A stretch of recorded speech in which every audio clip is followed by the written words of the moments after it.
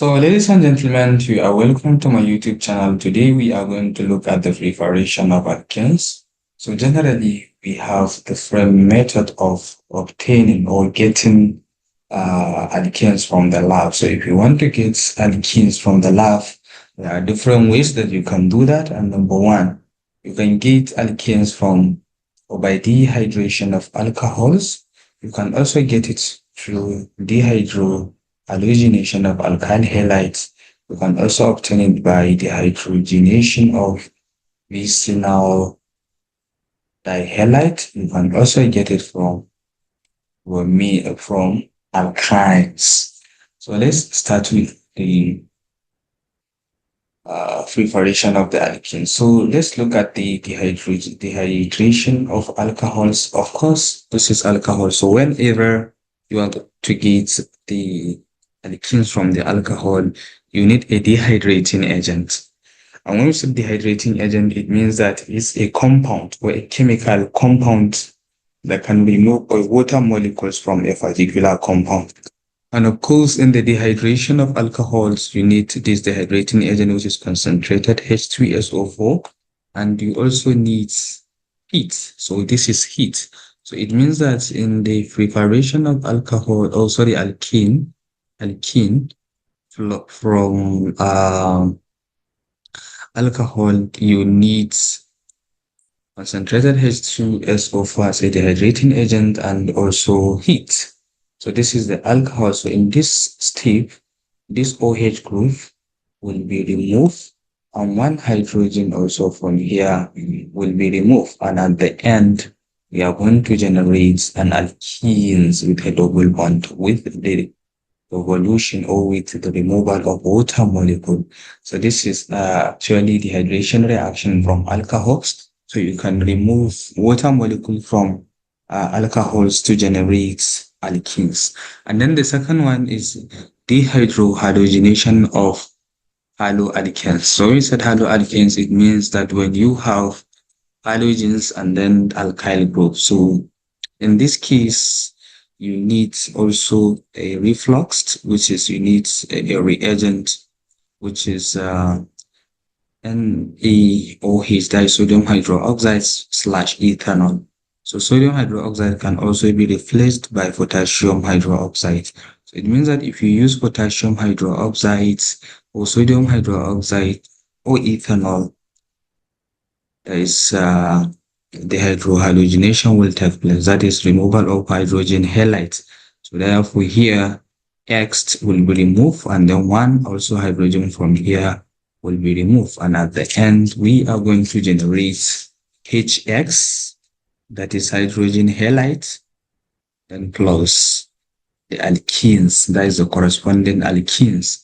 So this is how we generate alkenes. So it's through elimination reaction. It's through elimination reaction, and the elimination reaction, and the first one is the dehydration, that's removal of water molecule. And then in the second one, we are removing hydrogen halide, that is dehydrohalogenation. So you see across all this, you are like trying to create a pi bond. So pi bond are created after the completion of the reaction. And then of course, two sigma bond are being broken down. So that is the first two steps that involve in the preparation of alkenes. And then the second one is, of course, we have what you call Setizep rule. So a Setizep rule is a reaction that produces an alkene will favor the formation of an alkene that has the greatest number of substituents attached to the carbon-to-carbon double bond group. So like for example here we have two butanol, and from these two butanol you can create two products, a minor product and a major product. So according to Setizep's rule, when you have a reaction that produces an alkene, will favor the formation of an alkene that has the greatest number of substituents attached to the carbon-to-carbon double bond. So therefore now, if you now look at this, this is butanol. So in this butanol, we have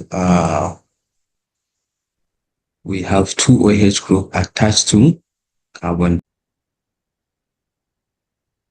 So according to the Satyzev's rules, the reaction that produces an alkene will favor the formation of alkene that has the greatest number of substituents attached to the carbon-to-carbon double bond group.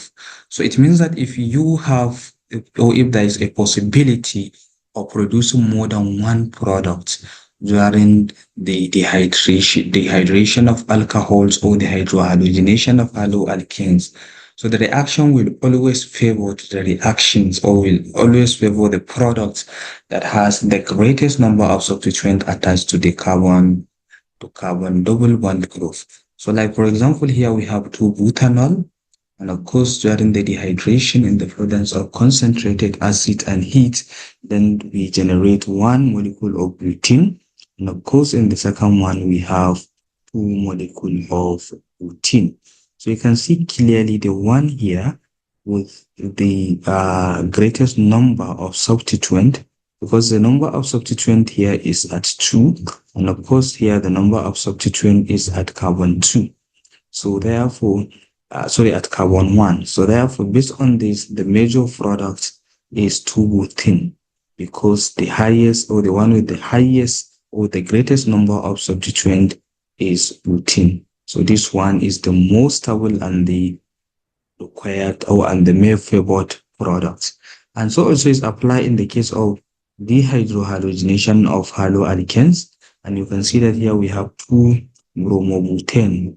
And of course, during or in the presence of concentrated potassium hydroxide or sodium hydroxide, 2 butene molecules and 1 butene molecule is generated. And of course, the major product is 2-butene, because it's the one with the greatest number of the substituent attached to the carbon-to-carbon double bond.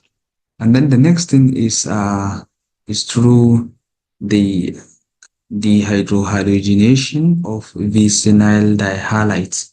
So this is the example of vicinal dihalides, where we have, of course, from the word vicinal or dihalide, it means that it's involved, or it contains 2 molecules of halogens. So it involves the removal of 2 molecules of halogen. So when you treat the vicinal dihalide with the